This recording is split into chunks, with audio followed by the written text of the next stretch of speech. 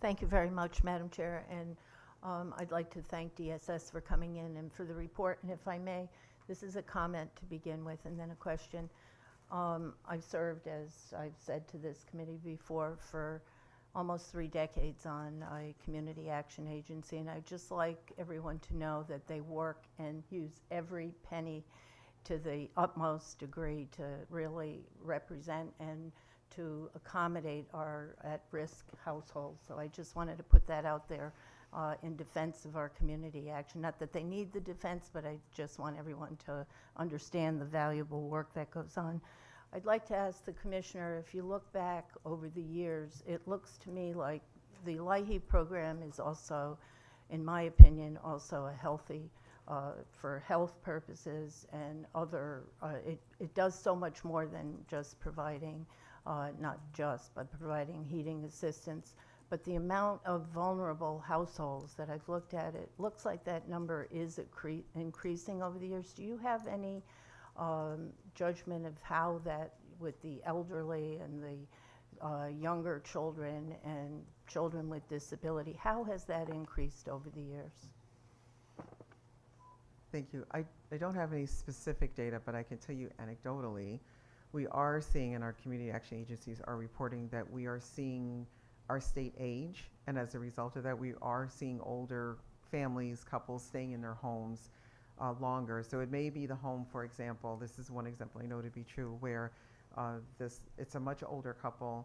They raised their children there. They lived in the same community for a number of decades. The boiler broke down, and now there's a need for there to be boiler repair, and that can cost $8,000 to $10,000. And we've been able, as a state, through our fund, to be able to do that.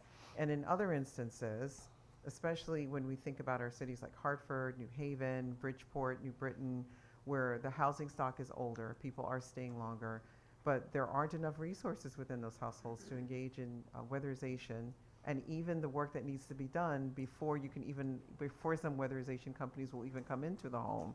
We're seeing anecdotally an increase in that as we're watching the population in our state age. So we can get some specific numbers.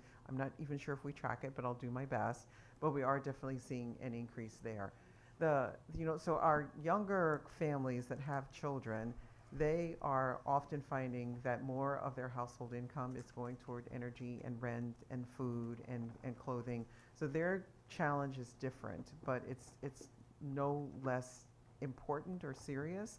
But we're definitely seeing an increase in our aging community.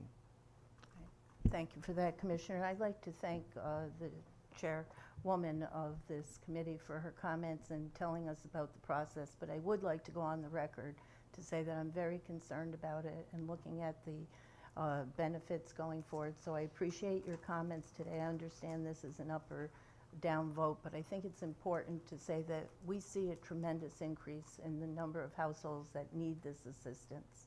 And I think it's incumbent upon us to find that answer going forward, because I don't see it diminishing. I can only see it continuing to go forward. So I appreciate the comments today, and thank you for the latitude you've given me. And Representative McCarthy, if I might just add one bit of an answer to your question.